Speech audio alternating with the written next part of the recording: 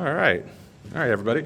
Welcome. Glad you're here. My name is Billy Morgan. I'm the CFO here at the Orange County Regional History Center, and this is our monthly Lunch and Learn program. Today we're going to delve into one of the most interesting episodes in Central Florida history, at least in my opinion, the Barber-Mizell Feud. Everybody heard of that before? Are there any Barbers or Mizells in the house? There's one right here. I won't tell you which side, but after the event is over, there is a huge family tree of the Mizells over on that table that you're welcome to check out. But we'll go ahead and get started. I would like to ask that if you're at the tables or if you're in the chairs in the room here today, there are pieces of paper. If any thoughts or questions come to you during the course of this discussion that you want me to answer after it's over, scribble them down and forward them either to Cheyenne or somebody else on the team that will try to answer those after the event or the conclusion of the event. It's just with all these mics and everything, people can't hear you online when you're asking the questions, so just kind of keep that in mind when you have questions and comments. Okay, sound fair? All right.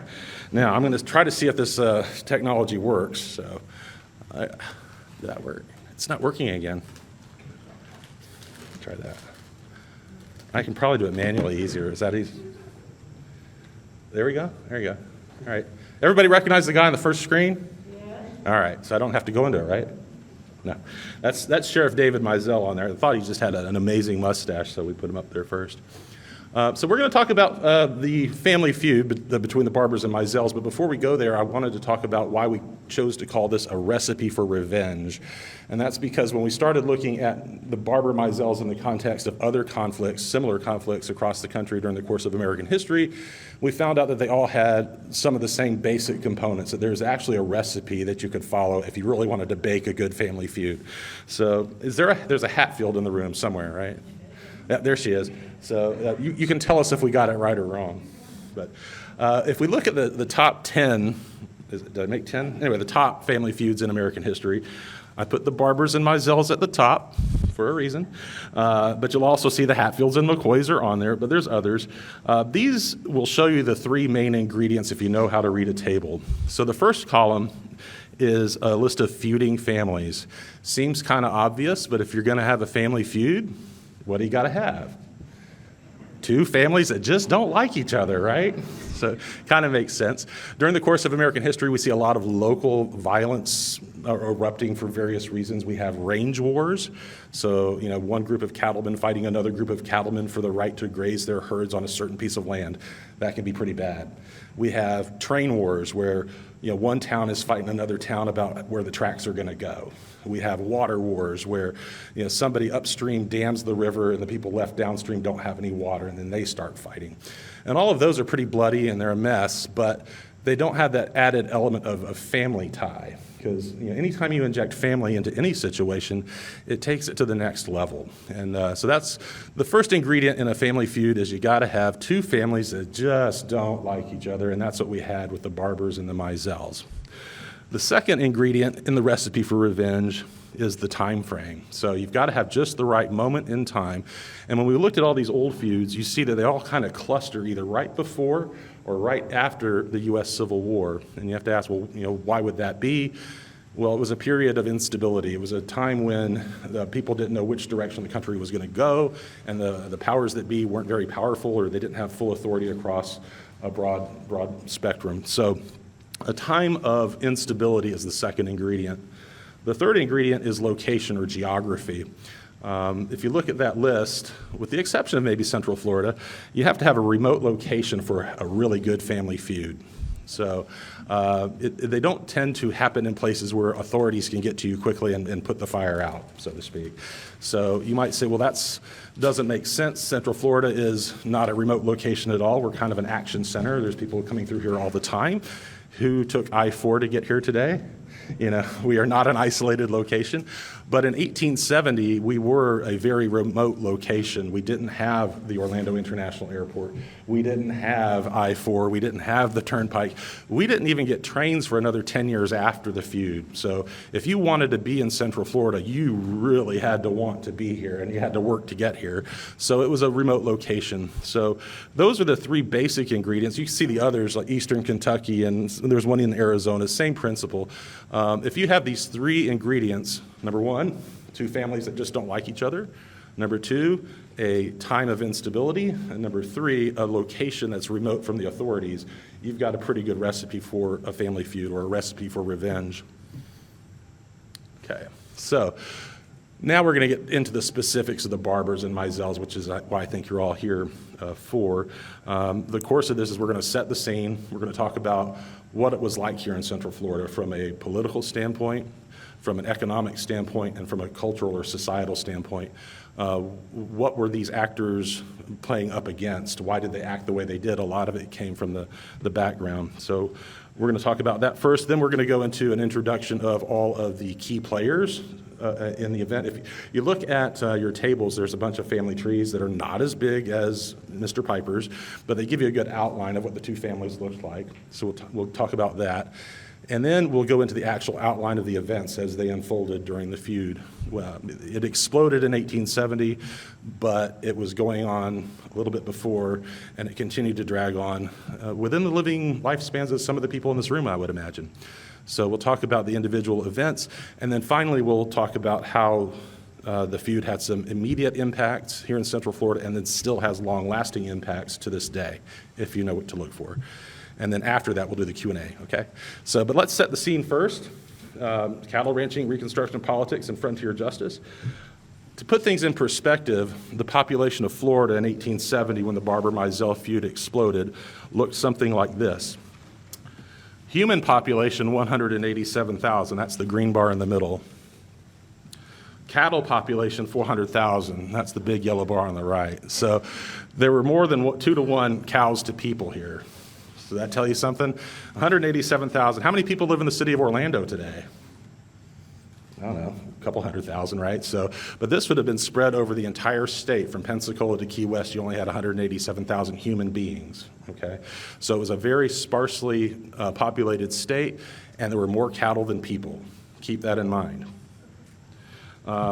Cattle was important from an economic standpoint because they continue to grow in value. Currency in Florida in 1870 was scarce, hard to come by. So if you didn't have dollar bills in your pocket or coins in your pocket, you could trade with your cattle. Cattle was king, and it was a big economic means of transference of wealth. So from 1870 to 1874, I'm not going to bore you with too many charts. I'm an accountant, that's what I like to do. Sorry for touching that. That you can see that the number of cattle being exported from Florida continued to grow during the early 1870s, and the value per cow went up exponentially as well. So we had more and more cows than we did people, and they were worth more and more money, and there was a greater demand. All along the eastern seaboard of the United States, after the Civil War, there was a great demand for beef, and our neighbors about 90 miles to the south in Cuba also were very keen for Florida beef, as to feed their populations as well. So we were exporting a lot of cows. That meant a lot of wealth was coming in through cattle ranching. Keep that in mind. Now this is a crazy busy slide, but it's also reflective of the time, and we're trying to set the background. So when we talk about politics, back in the 1860s, 1870s, we were still facing a lot of the same dilemmas that we have today. We had Team Red versus Team Blue, and all that entails. It was still going on in the 1860s and 1870s in the wake of the Civil War. In 1868, the state of Florida got a new state constitution, which basically put a lot of power in the hands of the governor up in Tallahassee, whereby he, or she, but he, that's the guy right there, Governor Harrison, he was able to appoint local officials. So you were not electing your sheriffs, you were not electing your judges, you were not electing your commissioners. They were being appointed by some dude up in Tallahassee. And if that dude was on Team Red and you were on Team Blue, there was a lot of folks that just didn't like that. And as you can see from the map, Central Florida is what color? Blue, right, for the most part. So the folks down here were already not happy with the political situation because of that new state constitution. So political turmoil, remember that? Instability. The chart at the right is the 1870 homicide statistics for the state of Florida.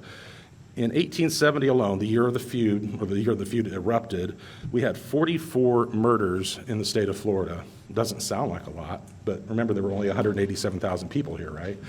But if you put it in this perspective, the 9 states above that, so what, Vermont, New Hampshire, Delaware, Minnesota, New Jersey, Rhode Island, Connecticut, Wisconsin, and Michigan, if you added up all of their murders, it was still less than what we had in Florida.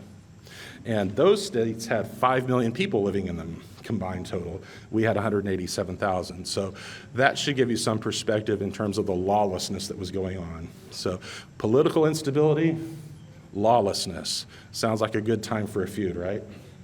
So we talked about governmental, we've talked about societal. Let's talk about the key players. So you have on your table the Barber and Mizell families. I did not put them in any particular order. They're just alphabetically.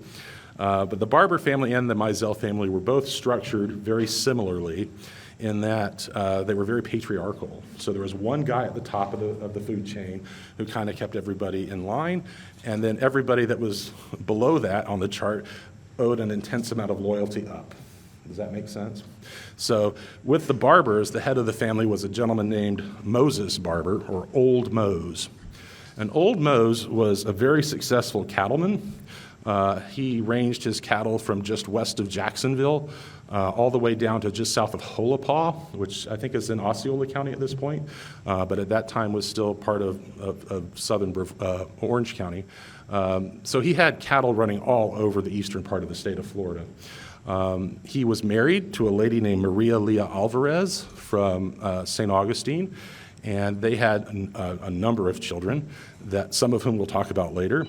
He also had a lot of mistresses all over the east coast of Florida, by whom he had additional children, so a lot of mouths to feed. And his brother William was killed in the Second Seminole War, leaving behind a lot of orphaned children. So again, more mouths to feed. So it was a pretty good deal that he was a wealthy cattleman, because he had to take care of a lot of people. But again, top down, all these people were very intensely loyal to him because he kept roofs over their head and food on the table. He was not a nice guy.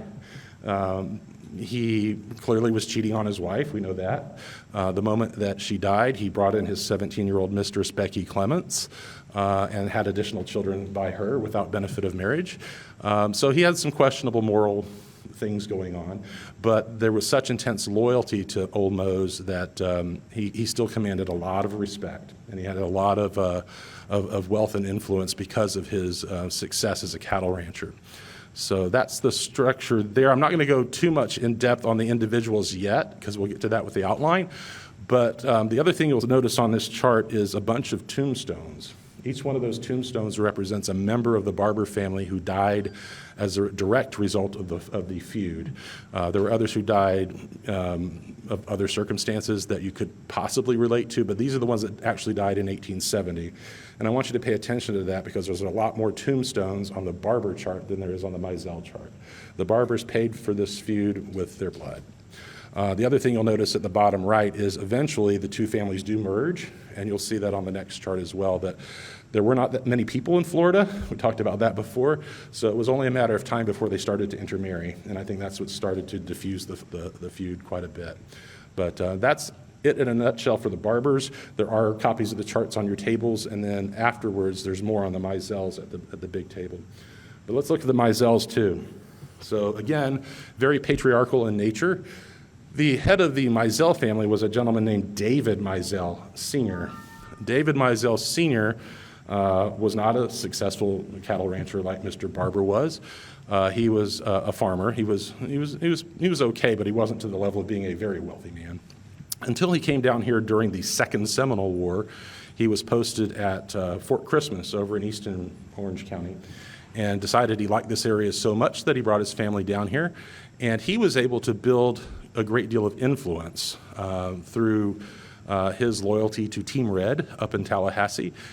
He was able to secure all those appointments that were now being handed out by the government. So Mr. Mizell Sr., David Sr., was the equivalent of the Orange County mayor. They didn't use the term at the time. At the time, it was the head of the Orange County Commission, but he was the equivalent of the Orange County mayor by appointment. His son, David Mizell Jr., who was on that first slide and everybody knows about, was a sheriff of Orange County, again, by appointment. A younger son, John Mizell, was appointed the county judge. Another son-in-law was a state senator. Another son-in-law was a state legislator. Another son-in-law was the clerk of the county courts and U.S. postmaster. Sounds like a lot of power in one set of hands, right?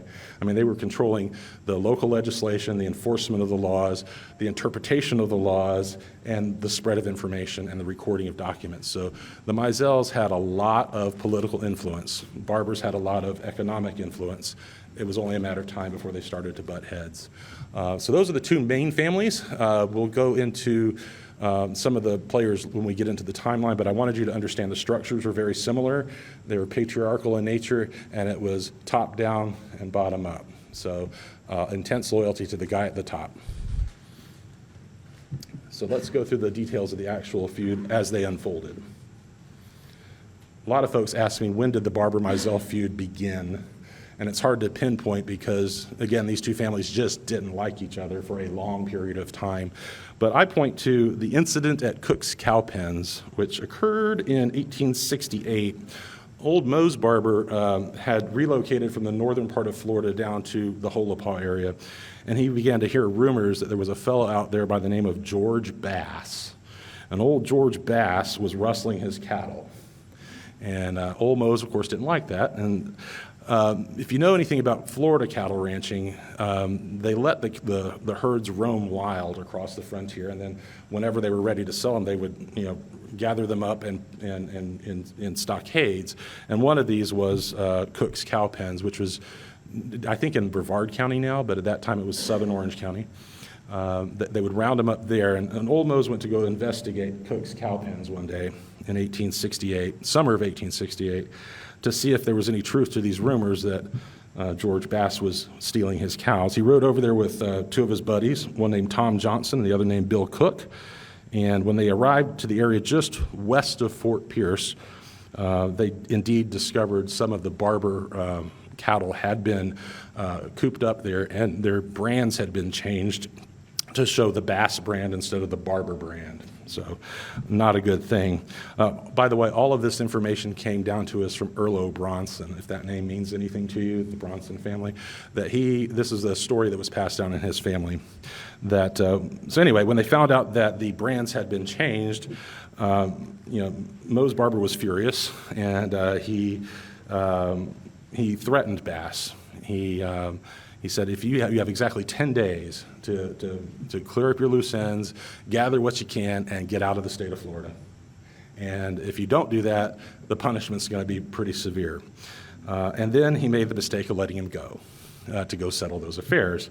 Well, instead of taking his 10 days to settle his affairs and get out of Florida, George Bass got on his horse and went to Orlando to talk to the Mizells and said, hey, this guy falsely imprisoned me. That's against the law, isn't it?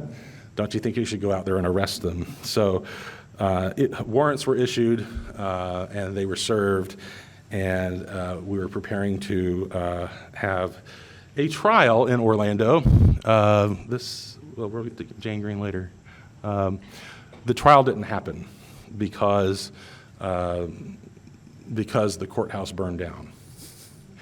Nobody knows who did it, but it just seemed awfully curious timing that they were not able to hold the trial of old Mose Mizell because there was no courthouse, but there were also no records. None of the records associated with this deal with George Bass had survived, so they had to let him go. And you can imagine how Judge Mizell, Sheriff Mizell, and all the other Mizells felt at that point. They had egg on their face. So the next incident that occurred involved this lady. Kelly Weekly, you're in the house. This is Kelly Weekly's great-great-grandmother, fourth great-grandmother. She provided me with the photograph. Thank you, Kelly. Kelly and I have known each other for years. She's also done a great job in terms of cleaning up the Boggy Creek Cemetery and forming a cemetery association. And she's a wonderful writer and all-time great person. But her great-great-great-great-grandmother was sort of notorious on the Central Florida frontier. She was also a very wealthy woman because she was a genius businesswoman, really. I don't know how to put this delicately, but she was a frontier madam, And one of the things she realized early on in her career in Orlando was the Cowboys came to town about once a month or so to get drunk and party and have a good time, and that's when she would make her money, but the rest of the month was kind of slow and dull. So she had the genius idea to buy a wagon and take the ladies out to where the Cowboys were all 30 days of the month. So she did this. The other thing I would point out is Jane was particularly fond of Moses Barber Jr. Little Mose was his name. They had something of a relationship. So she took her ladies out to the field one day, and she brought some of the other ladies from Orlando to entertain. And Jane went off with Moses Jr., and there was a lady that was, or a young girl, really. She was 17 years old. Her name was Edna. I have not been able to locate her last name. Everybody calls her Edna or Little Edna. Have you ever heard her last name, Kelly? Yeah. So Edna was one of the girls that was taken out by Jane Green, and she was jealous. She liked Moses Barber Jr. too, and she was very upset that none of his attentions were coming her way. They were all going to Jane, in a nutshell. So she ended up going back to Orlando, and guess who she talked to when she got to Orlando? The Mizells, and said, hey, here I am, this poor 17-year-old orphan waif, and this terrible Jane Green took me out to the countryside, and these horrible cowmen had their way with me, and oh, woe is me, and what can you do about it?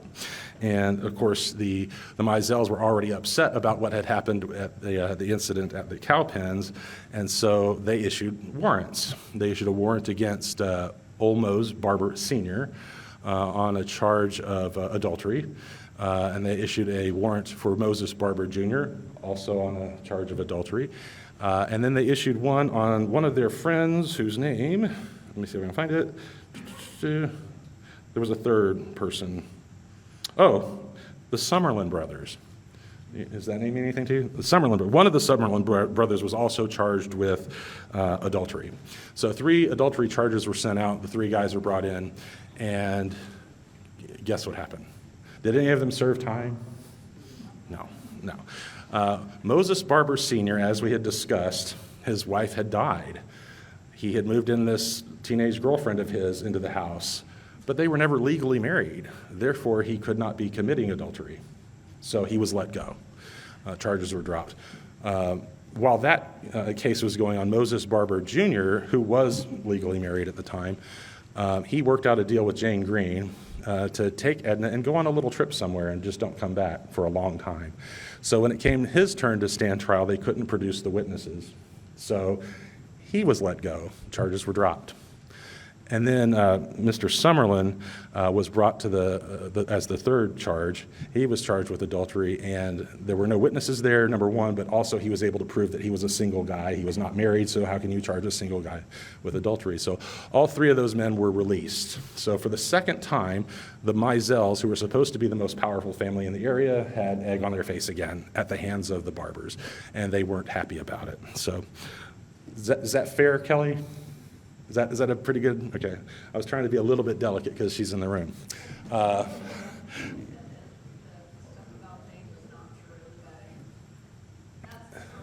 That's the story that sticks, right?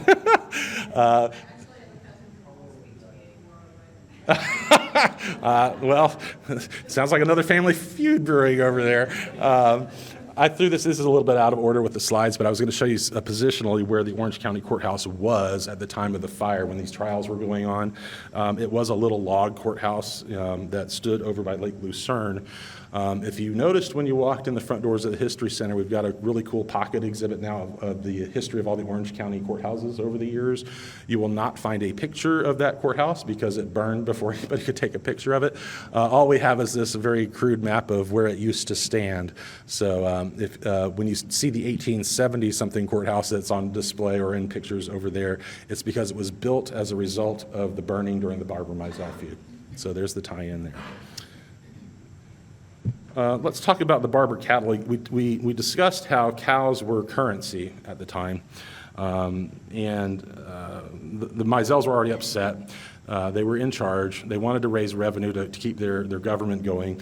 They would put out tax bills, and people didn't have currency to pay. So they decided, well, we can take cows ourselves, go sell the cows to the Cubans or to the northern market and make money that way. So if you're not paying your tax bill, we're going to seize your cattle in lieu of cash payment for your taxes. And so the Mizell, Sheriff Mizell, David Jr., went out to the Barber ranch because Mr. Barber had not paid his taxes, and he took some of the Barber herd. According to several folks and several sources, Old Mose Barber was heard to tell him, or to say, I don't think he told him to his face, but he said, "The next time you enter my herds, you'll leave feet first," implying that if you ever come back on my property to try to take my cows again, you're not going to leave alive. So that threat was made. This is Jack Barber. Do you have any Barber descendants in here? Jack Barber's kind of notorious. You're a Barber descendant? There you go. Jack Barber, Andrew Jackson Barber, was sort of a legend in that he eluded the efforts of the Mizells to arrest him many times. He lived over on the Lake Conway, over in the Pine Castle area where my hometown is, and Jack, his basically next door neighbor was a man named Morgan Mizell. Can you imagine a Mizell living next door to a Barber? How is that going to go? And anyway, they were having spats back and forth because sometimes a Barber cow would end up on the Mizell side, sometimes a Mizell cow would end up on the Barber side. And Morgan Mizell, being the son of the county mayor and the brother of the sheriff, would complain every time Jack Barber would take one of his cows and butcher it for a barbecue. And anyway, he said, "Don't you think you should do something about it?" Charges were presented, and he was hauled off to court to answer for basically stealing a cow, which was a serious offense at the time. And Jack Barber's good fortune was having Uncle Mose as his uncle, because Uncle Mose had the resources to go hire a really good lawyer, and the lawyer pointed out, your charges don't state the day that this crime supposedly occurred, so it's an invalid warrant, you got to let him go. So they let him go. Well, that infuriated them. Again, they've got egg on their face at the hand of the Barbers.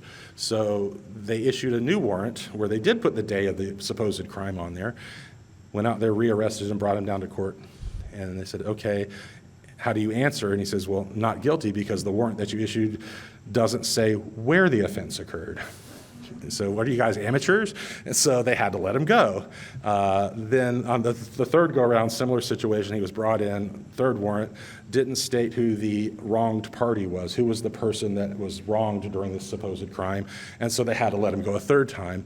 Well, 3 times the trick. After a while, Jack figured it out. These guys are out to just persecute me, so I think I'm gonna go on a long hunting expedition, and he skedaddled for a while. He did come back, but he just kind of made himself scarce. But through the persecution of Jack Barber, again, the Mizells, through their own inability to effectively administer the law, had egg on their face again at the hands of the Barbers. So you see the tension and the nastiness starting to build up, right?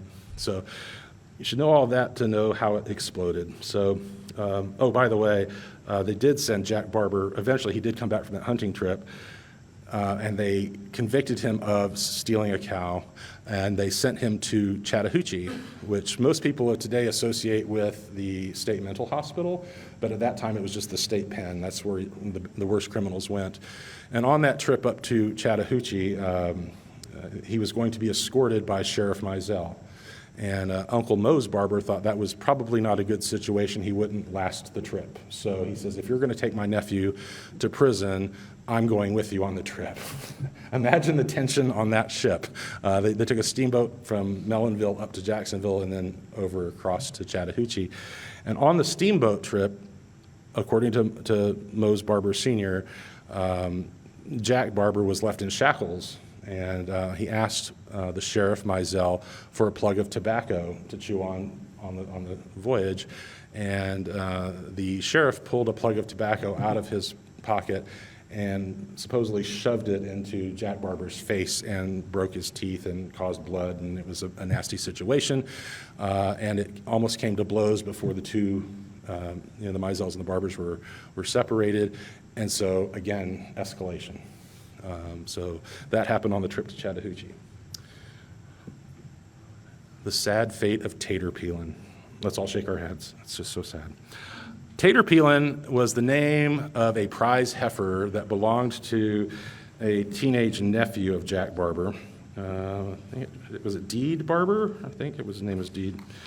Anyway, Jack Barber's nephew had this prize heifer. You know, cattlemen were raising cattle to make money. These were not their pets. They generally didn't name their cattle. So the fact that they named Tater Peel and gave him a name meant something. That meant he was prized above the other cattle. This is something they actually had, some animal that they had affection for. So knowing that, Tater Peelin ended up wandering over onto Morgan Mizell's property. And you can guess what happened. So having seen what Jack Barber had already gone through butchering cattle, the authorities were called in. The authorities were the Mizells, and Morgan Mizell said to them, well, this is my cow, and young Barber said, no, this is my pet Tater Peelin. What are you doing? And they give me my pet back, and in the image of what the old sage Solomon from the Bible, remember when they're talking about this is my baby, and no, this is my baby, and they said, well, we'll just cut the baby in half, and the true mother said, no, go ahead and give her my baby. Well, in this case, young Barber was not wanting to see his prize heifer, butchered, and so he said, no, just give him to Morgan Mizell, just give him, and they insisted on butchering the heifer anyway. So imagine how distraught that young teenager would have been to watch basically his pet butchered in front of him. So again, escalation. So when did this all start? There were a lot of things that were going on that were building and building and building to this crescendo. This is the episode everybody knows about and everybody hears about when they hear about the Barber-Mizell Feud, is the ambush at Bull Creek, where the sheriff of Orange County was killed. And that's what everybody takes away. But a lot of folks don't understand all the things that had happened beforehand that led to this. So it was not just one ambush where one sheriff died. There was a lot of nastiness going on beforehand, too. So in this occasion, Sheriff David Mizell, with his brother and his young son Billy, went down to serve some court papers on old Mose Barber. And remember what he had said when he tried to, when he took his cattle the last time he served a tax bill. So if you come back into my herd, you're going to leave feet first. So remember, that threat's hanging out there. So he's heading down to the Barber property, and he gets ambushed, and bullets start flying, and the sheriff ends up mortally wounded. Who's the first person you're going to suspect? The Barbers, right? I mean, the threat was out there. They didn't know that at the time, but that's what the suspicion was. So seeing his brother mortally wounded, Morgan gets on his horse and starts hauling up to Orlando to get help and maybe some medical assistance, and he leaves his teenage nephew Billy there, watch your dad. And about halfway to Kissimmee, he ran across a fellow named Sullivan, and he said, hey, Sullivan, go down there and watch my nephew and watch my brother because things don't look good. Sullivan gets down there, and according to what he was quoted to say later was the sheriff, as he lay dying, expressed the desire that they not seek revenge for his death. That's another famous episode, is that here is this sheriff that was ambushed and then pled for nothing to happen, and of course they didn't listen to him. So when Morgan Mizell got back to Orlando, he met up with his other brother John. Remember, John was the appointed sheriff of Orange County, and he's heard that his brother has been mortally wounded and his nephew's down there watching him bleed out. What do you think he did? He wasn't happy about it. So he orchestrated a posse to go after the Barbers, who he assumed were responsible. Were they a legit posse or were they a bunch of vigilantes? I'll let you decide that. But they went out to go arrest any Barber they could find. These folks, does anybody recognize, or do we have any Yates descendants in the room? You know the Yateses. The fellow to the left with a really impressive beard is Needham Yates. Needham, that's right. And if you go down to the Lake Gentry area down in Kissimmee area, there's actually an area called Need's Scrub, and it's named for Needham Yates. Need had been a pillar of the community before the Civil War. He was the head of the local militia. Everybody knew who Needham Yates was. He was a big guy. supposedly he claimed that he was the guy that pulled the trigger. Was that something you would want to brag about? Knowing that there's this posse out there looking for people, he let it be known that he was the guy that had actually pulled the trigger. It wasn't Mose Barber. The Yateses were related to the Barbers very closely, and so it was not beyond the realm of thinking that he was acting on old Moses' behalf. Remember, we talked about it's a very patriarchal thing, and the people, underneath Moses were very supportive and very loyal to him. Did Needham shoot Sheriff Mizell? Did he do it at the instruction of old Mose Barber? I don't know, but he made the claim, and it ended up costing him his life. The posse got a hold of him, and they killed him. They took him out to an area of the swamp known as Need's Scrub, and they shot him. And then they also got his two sons. Let me see if I got their names right here. William was the one, William was the one that couldn't run away. William was also arrested and shot. Needham Jr. was able to escape and was able to spread the story. So it wasn't just the Barbers and Mizells that got drawn into this. It was the Greens and the Yateses as well. But this is supposedly the guy that claimed to pull the trigger at the ambush. Whether that's true or not remains to be seen. But he did pay with his life. This is Isaac Barber. Isaac Barber was another son of Moses Barber Sr. He was not as well known as Moses Barber Jr. because he kind of kept to himself. He was a good family man, unlike his father and his brother. He was a church-going person and an honest farmer. Isaac Barber was the next person that this vigilante mob found, and they took him out of his house with a couple other folks who happened to be there. Was it Dick and Sam Bass happened upon the scene, and they took him out of his house and said, "We're going to take you to Orlando to face justice." And instead of doing so, they took him out to a stump where they all shot him effectively, and they shot him so many times that his jacket was left in tatters and left at the scene. One of the Bass boys ran back to the house and got his wife to say, "Hey, they just shot your husband. You need to come out here and check this out." And she went, found the body, and she also found his jacket just left in tatters. And as they were rounding up his cattle, because they took his cattle too, as they passed back his widow, as she was hovering over her deceased husband's body, she picked up his jacket and started shaking it at him. Said, "Don't you ever come back." So shake rag. We'll talk about that more later in terms of the lasting legacy, but the shake rag incident still plays in people's minds down in Osceola County today, because this was somebody who was not directly involved with any of the shenanigans that were going on, and yet he paid the price too, because his last name was Barber. The Boggy Creek and Lake Conway incidents. So we talked about Moses Barber Jr. He was very much like his father, not like his brother Isaac. He caught wind that there was this posse coming, that Need Yates had been shot, that his brother Isaac had been shot. He wasn't going to hang around to find out, so he jumped on a horse and fled. Unfortunately, as you probably know, Central Florida's terrain is quite swampy at times. And if you've ever been down in Osceola County, what's the name of every other road? Boggy Creek. Well, there's a reason. Young Mose Barber's horse got bogged down in the muck down there, and he was not able to escape the people that were chasing after him, and they arrested him. And then they started taking him back to the Orlando courthouse to see the Mizells. Well, he didn't make it. And this is where my fascination with the feud started, because I'm from the Pine Castle area. And if you know anything about Pine Castle, you know Lake Conway is the beating heart of Pine Castle, right? And they got as far as Lake Conway, and they decided, there's a possibility if we get this guy all the way back to Orlando, he's going to walk again like he's done the last few times that we've taken Barbers down to face justice in Orlando. Let's see if we can take care of the problem now. And so they rode him out into the middle of Lake Conway. They tied a plowshare to him, which is very heavy, and they put him inside a croaker sack, which is basically a very large burlap bag, tied him up, and threw him overboard so he would sink to the bottom of Lake Conway. Well, he wasn't going to give up, Mose Barber Jr. He fought and he fought, and he broke out of that croaker sack, and he got loose of that plowshare, and he started swimming for shore, and they started shooting him. So He did not make it to shore. He did end up drowning in Lake Conway. The founder of Pine Castle was a man named Will Wallace Harney, who wrote an account of finding the body.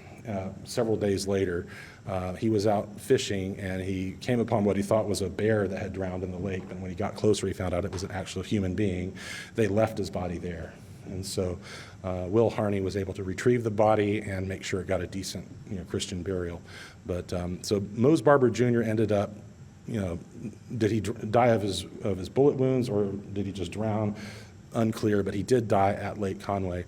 The folk lore in Pine Castle is there's a section on the north side of Lake Conway where Water Witch Point is, if anybody knows where Water Witch is, that is supposedly still haunted by the ghost of young Mose, and that you were supposed to run as fast as you could past that intersection when you got off the school bus, or he might get you. But so the lingering legacy of this feud continued to go for decades and decades, because these stories were just so unbelievable. Finally, at the tail end of the feud, this is Burl Yates. This is another Yates here, that they thought things had kind of calmed down. Moses Barber Sr. had fled. His horse did not bog down. Moses Jr. was dead. Isaac Barber was dead. People who the Mizells were in opposition to were fleeing the scene left and right.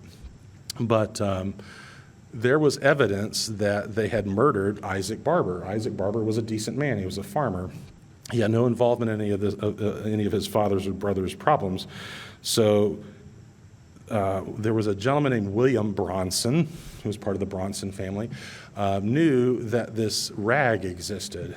And he also knew that the Yateses were probably not directly involved with the shooting directly.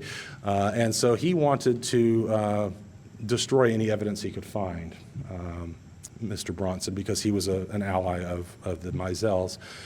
And so he went out to the Yates homestead and attempted to burn it to the ground. Instead of succeeding at burning it to the ground, Mr. Bronson was shot dead by Burl Yates, who was defending his family's home. So that was one of the Mizell allies, but not directly a Mizell, who died during the feud. They did not succeed in burning down the house. The cabin stood for many, many years, and it was a symbol of the lack of justice that was on the Central Florida frontier at the time. So that was that. After all of this went down, the only person who actually did jail time for the feuding was a man named John Barber, who was another nephew of Moses Sr. He was sent up to Chattahoochee. We talked about that earlier, and he died in prison up there. If you go up to Chattahoochee to this day, you can see his name is in the cemetery there at the prison, now State Mental Institute.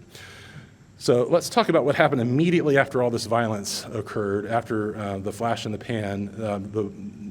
The animosity between these two families did not come to an end. It continued for decades. Anybody born here before 1966? Couple, maybe?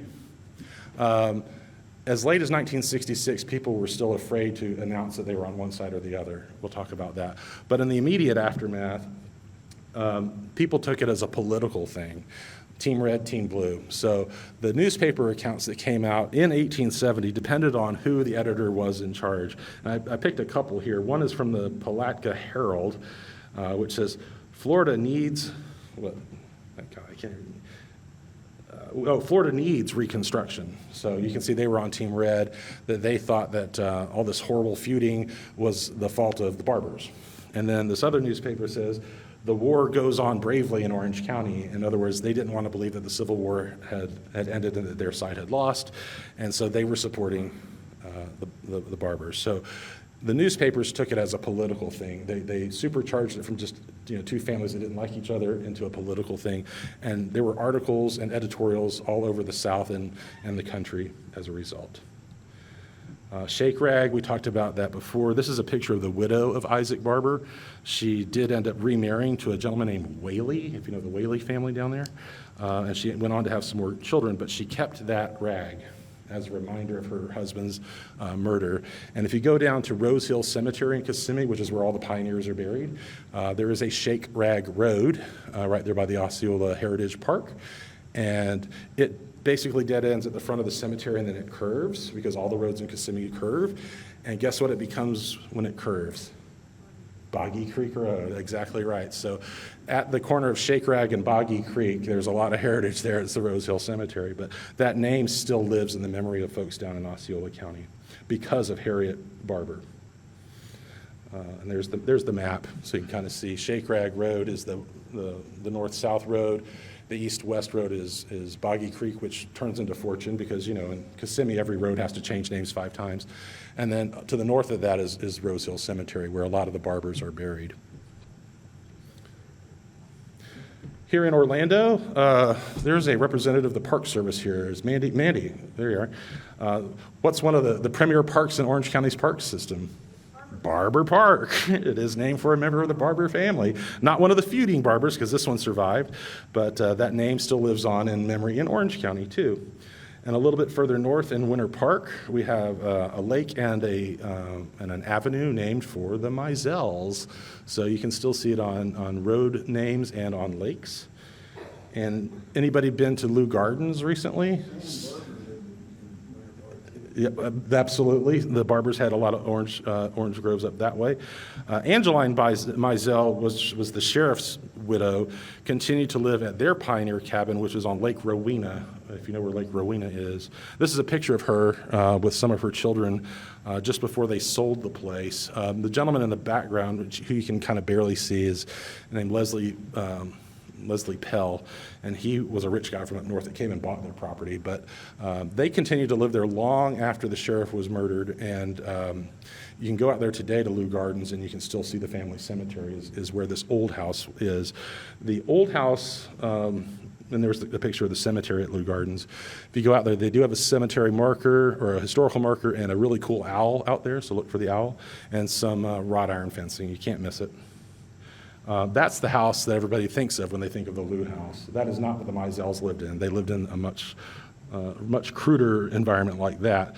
But Mr. Lou had money, so he built a nice big house there. But if you go in there, they will tell you the story of the Barber-Mizell Feud. In fact, I was on a tour over there not too long ago. Well, maybe 10 years ago, and the docent, that's not too long ago when you're old, the docent was talking about the Barber-Mizell feud, and there was a barber in the group who set her straight on a few things. It was pretty cool. So they still talk about the Barber-Mizells at Lou Gardens. Check that out. And if you go out to Fort Christmas Historical Park in East Orange County, you will also see a Yates cabin.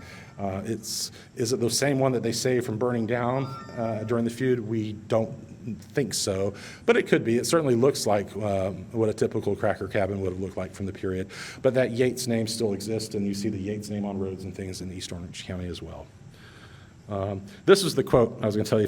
If you were born before 1966, young Tyndall was sheriff of Osceola County back in the day, and when he was, I think, turning 90 or something like that, they had a big birthday party for him, and they were asking him about what it was like to live in Osceola County in the wake of the Barber-Mizell feud. And this was his exact quote. That's him with his grandson, I think. He says, "For many years, it wasn't safe to be a friend of either side, Barber or Mizell, unless you kept your mouth shut." And I don't think he expected any bodily harm or anybody to actually attack him, but as a politician, he wanted to make sure he didn't offend one group or another. So that was still in the back of somebody's minds as late as the 1960s, almost 100 years after the feud apparently ended. How did the feud really end? Folks will say it was through the marriage of these two people. The gentleman on the left is William Barber. The lady on the right is Mary Ida Bass, who was a Mizell descendant. So you had a Mizell descendant marrying a Barber descendant. And they started comparing notes. And she says, "These are the stories I was raised on." And he was like, "Well, these are the stories I was raised on." And somewhere between the two is the truth. She got all the stories together for the benefit of her children and grandchildren and wrote this really cool book called The Way Hit Was, because that's how you pronounce it when you're from Central Florida. I don't think we have it in the gift shop, but we should. This gives you a lot more detail, and it's a lot more balanced than you'll see in some of the other publications that are out there. So I encourage you to read Mary Ida's book. But they say with the marriage of this couple, although they did get divorced later, that symbolically brought the feud to an end. There was also a gentleman named Gene Barber There's a URL up there that I would be glad to forward to anybody that wants to check it out, that back in the 70s, he wrote a series of articles about Central Florida history in general, but particularly on the Barber view of the Barber-Mizell feud. They are a fascinating read. Gene was a really good writer. Also, the Florida Historical Society over in Brevard County produced a series, a movie series on the Barber-Mizell feud, which you can still watch occasionally on PBS. They'll rerun that, so check that out. And then my connection to the end of the feud came in 2013 at Pine Castle Pioneer Days. I'm the chairman still, believe it or not. And we had the lady in the middle there is Susan Arlene Williams. And Susan called me up one day, and she was a Barber descendant. And she says, look, I've got this gun in my front closet that I've inherited, and I've had it for years and years. And she says, I don't want it in my house anymore, and I want to bury the hatchet, so to speak. Could I bring it to Pioneer Days and surrender it? Do you know any Mizell descendants? And I said, well, you're talking to one. I don't carry the name, but I am a Mizell descendant, and I can find you a Mizell who carries the name if you want to surrender it to him. So the gentleman on the right is John Mizell, who flew all the way in from Alaska for this moment of reconciliation. Susan handed the gun that was supposedly used to shoot the sheriff, handed it to John, who then in turn handed it to the lady on the left, who's Sarah Van Arsdale, who used to be our executive director here at the Orange County Regional History Center. So I use 2013 as the day that the feud kind of came to an end, because I can't. And also, if you go down, upstairs, it's on the 4th floor, right? That we still have that gun on display here because Sarah brought it back to the Orange County Regional History Center, and it's back in the Pioneer era displays that are on the 4th floor towards the back behind the citrus labels and stuff. That they have that on display. And they point out that, is this really the gun or not? You can read some of the contemporary writings and that sort of thing. I've asked some gun experts, and they're like, that gun is too nice to have been around in 1870, that it's got too many modern things going on there that were probably done in the 1890s. But it's the story that counts, I think, a lot of times. So the fact that she as a barber was willing to surrender the gun to a Mizell was kind of a nice thing to do. And it gives us a good opportunity to talk about it on a daily basis and not just here at our Lunch and Learns. So I would encourage everyone in this room to, before you leave, go up to the 4th floor, check it out. You can look at the gun itself and read some other material that I have not been able to present today due to time constraints. But check it out. And those of you who are online, you need to come into the History Center and visit us in person too. So that's that. With that being said, we will proceed to the question and answer portion. Do you have any questions from the folks online, Cheyenne?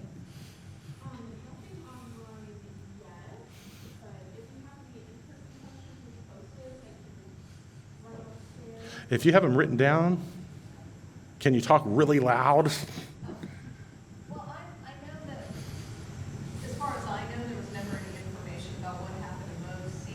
Does anything else come out about whatever happened? Yeah, Moe's Sr. disappeared, so his horse did not bog down. The only thing that I have found is that he did, so remember we talked about his 17-year-old girlfriend, Becky Clements, that moved into the house with him after his wife died? She stayed up at his ranch house up in Baker County, Florida, which is just west of Jacksonville. And Becky, there are several court documents there in Baker County where clearly he went there in the immediate wake of the feud because he executed a lot of documents to make sure that Becky was okay, financially speaking. He transferred the title to the property, he gave her some cash, he transferred the title to cattle into her name, and then what happened to him after that? We don't know. Did he change his name and go to Texas was one thing I've heard. Did he just die? He was born in 1808, so he would have been in his 60s at the time. How much longer did he live? We don't know. We don't know where Mose Barber Sr. ended up. So, and we got a question here. Was there a mass hunt for innocent barbers or the Mizells due to the sheriff's death even after Yates's confession? No. The simple answer is no. By the time... Confession? Yates confessed something? He didn't confess. He made an unwise claim that oh yeah, I shot that guy, but and he paid with his life. But that was before Isaac Barber was shot and killed. After Isaac Barber was shot, it pretty much fell apart. The only thing that happened after Isaac Barber was shot was Moses Barber Jr., Little Mose, was drowned in Lake Conway. But no, there was no mass roundup of Barbers or Yateses at that point. We have another question here. How old was Ms. Green? How long did it take to get to cow camps from Orlando? First question, how old was Jane Green? Okay, you have your charts in front of you. If you look at the Barber chart, there's a lady with a heart next to her. What year was she born? 1834, so she would have been 36. See how I did math? It's awesome. How long does it take to get to the cow camps from Orlando? It would depend on how far the cow camp was. So the cow camp where George Bass had his unfortunate run-in, that would have been a couple days ride, I would guess. There were some that were closer, but that one, remember, this is Brevard County from downtown Orlando on a horse. We talked about there was no train, there was no I-4, there was no turnpike. You had to get on a horse or walk, and boggy, and that sort of thing. It would take a very long time. So I would guesstimate it would take 2 solid days of travel. So, okay. Any other questions? The gentleman in the front row, the illustrious Steve Patrick, my cousin. Go ahead. There's another interesting barber that a lot of people know here, Dixie Barber. Yes.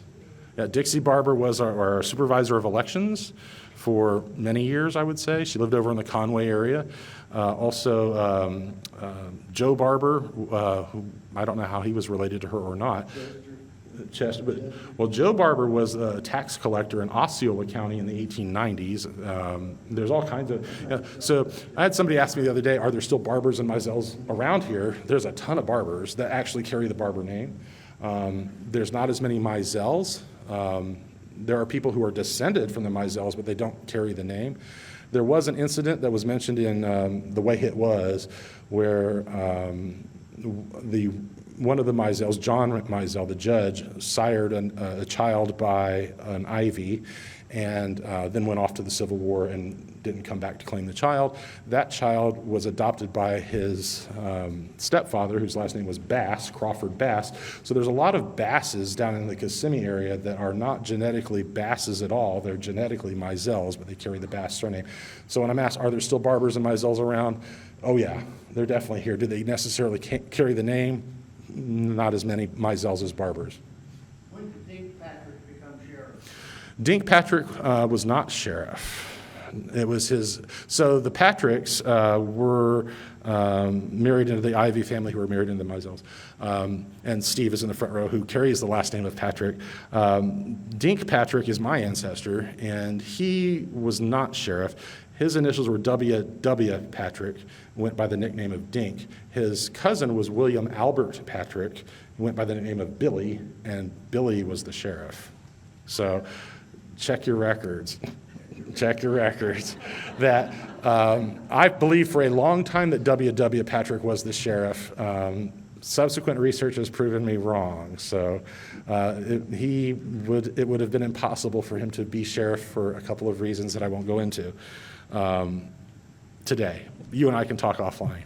But any other questions related to the Barbers and the Mizells? Yeah, I saw a documentary on Summerlin Farm. They had about 20 or 25 brands of different ranchers all around the state. Mm-hmm. And there was no Mose Barber brand. Mose Barber's brand. It was an MD, but they gave it to somebody else.